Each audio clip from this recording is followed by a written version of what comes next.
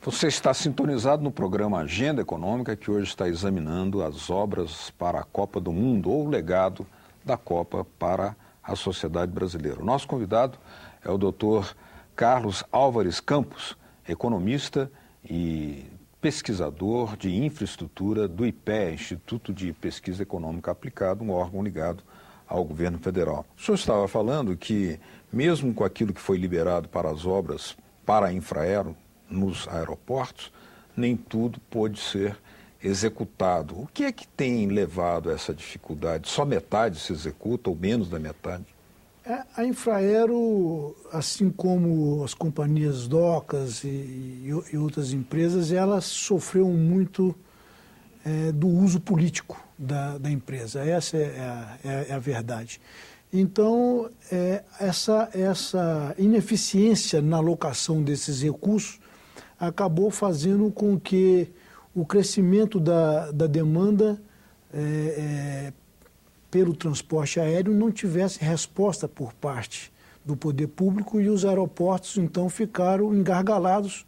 E como eu disse, dos 20 maiores, 16 deles enfrentam problemas por falta de capacidade. E a alternativa encontrada pelo governo foi, então, entregar ao setor privado. As obras que estão a cargo ainda do governo federal, o próprio ministro Moreira Franco tem admitido que elas estão atrasadas e algumas não ficarão prontas, inclusive, para o caso, por exemplo, de Cuiabá e um caso ou outro, eles já estão pensando em terminais de lona. Não é nem mais aquele puxadinho que era feito de bem acabado, feito de madeira. Agora seria uma improvisação. Já seria terminais de lona. Agora, o que nós temos que pensar é que o planejamento de aeroportos tem que ser pensado 30 anos para frente. Nós não podemos pensar a estrutura aeroportuária brasileira para a Copa do Mundo. A estrutura aeroportuária tem que funcionar para a sociedade brasileira e para o país. Então, não dá para a gente ter os aeroportos funcionando pensando no mês da Copa do Mundo, né? Doutor Carlos, eu queria lhe convidar para assistirmos agora uma opinião, uma participação da senadora Vanessa Graziotin, do PCdoB, do Amazonas, em relação à questão da Copa do Mundo e das obras, do legado da Copa.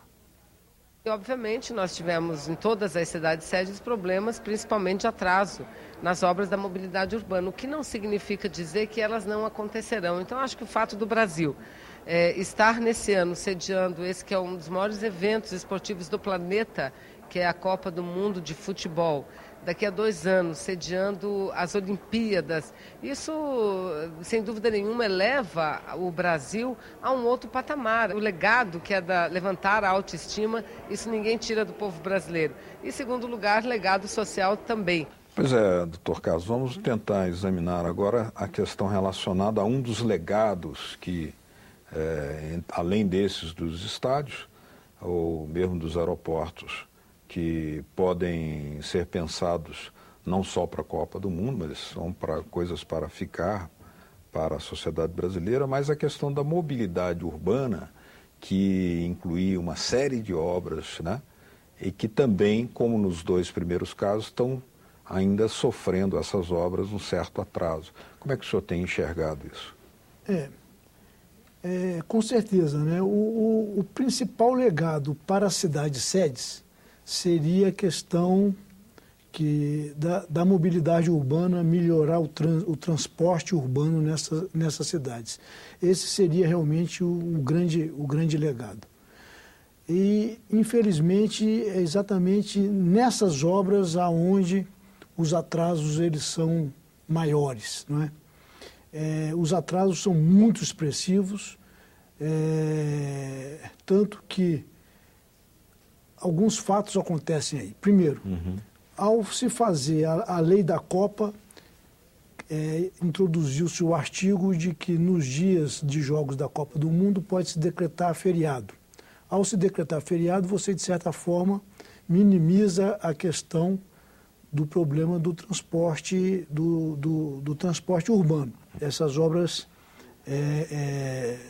não ficariam prontas a tempo. Então, a questão de você decretar feriado minimiza, né? Ameniza muito esse problema. Então, a grande questão que seria o legado que estava nessa programação inicial para a Copa do Mundo,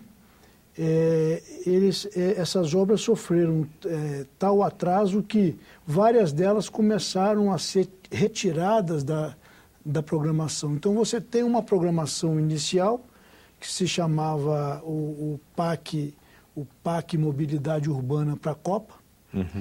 Várias dessas obras foram sendo retiradas porque já os problemas de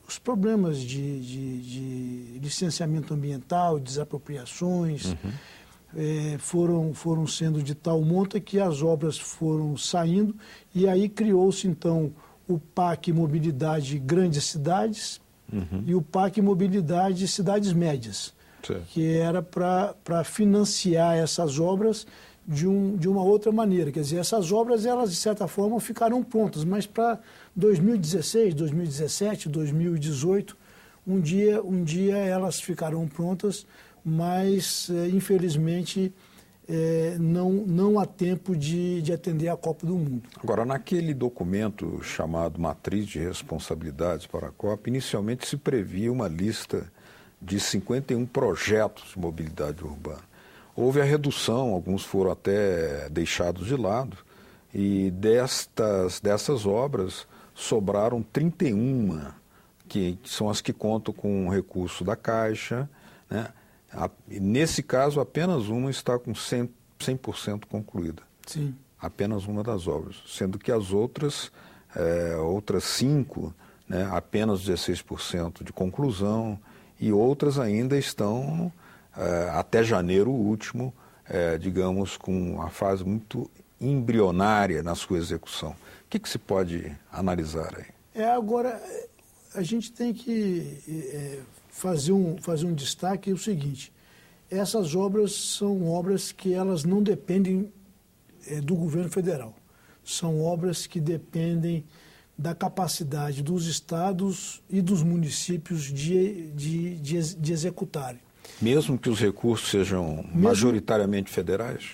Mesmo que os recursos sejam majoritariamente centralizados do governo federal, as obras dependem dos estados e dos municípios. São eles que contratam as empresas, os executores. São eles que fazem a licitação, são eles que fazem os projetos e tocam. Quem toca a obra efetivamente são os estados e os municípios.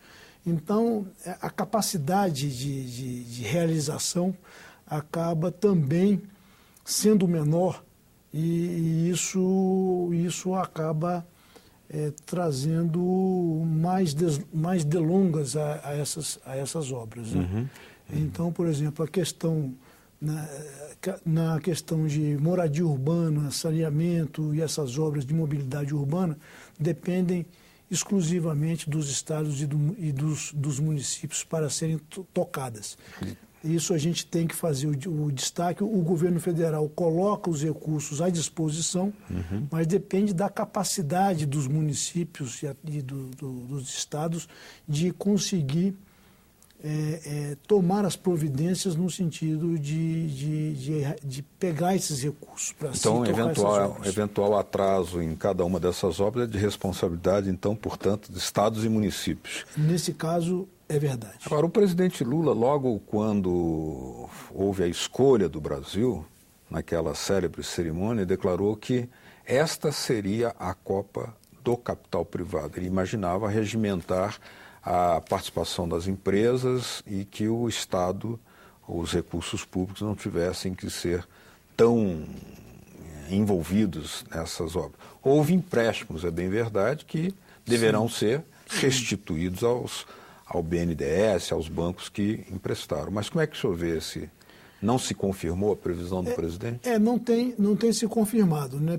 Pelos próprios dados da Controladoria Geral da União, a CGU, mostra que dos 20 26 bilhões de reais de recursos previstos para serem aplicados na Copa do Mundo, apenas 17% viriam do setor privado e nesse caso, a grande maioria realmente ser aplicado nos estádios. O que tem levado o setor privado a essa timidez, ficar mais acuado?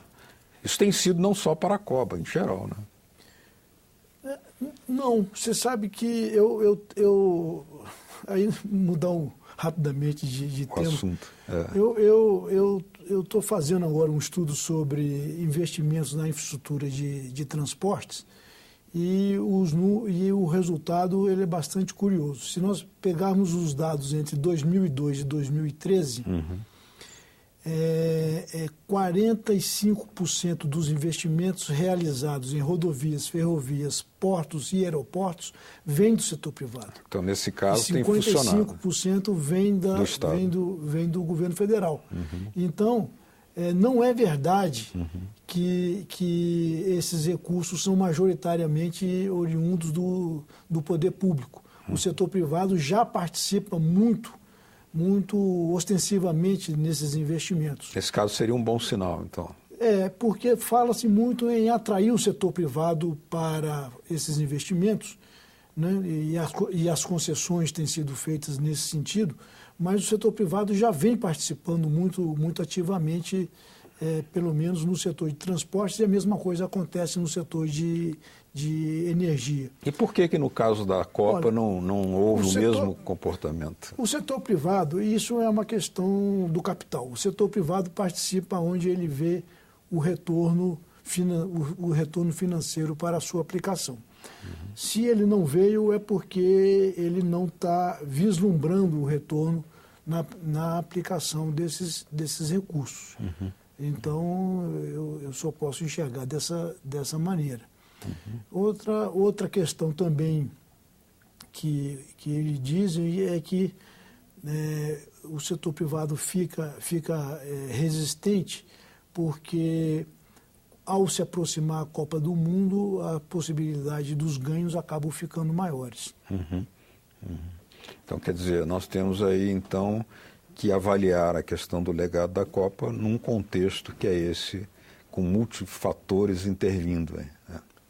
Agora, eu considero que é uma pena, porque o principal legado que seria a questão do transporte urbano, nas 12 cidades-sedes, são realmente as obras que estão mais atrasadas e elas realmente não serão entregues a tempo, a não ser uma ou outra obra. Aqui em Brasília, o veículo leve sob trilho também já ficou postergado para o futuro, e isso tem acontecido nas outras cidades, Salvador, São Paulo, onde você pegar serve de exemplo. É uma pena, e sobrou então essa alternativa de decretar feriado em dias de jogos. Muito bem, queria agradecer a participação aqui conosco do Dr. Carlos Álvares Campos, economista, pesquisador de infraestrutura do IPEA. Muito obrigado pela sua presença aqui conosco. Eu que agradeço o convite. Agradecemos também a vocês de casa que nos acompanharam.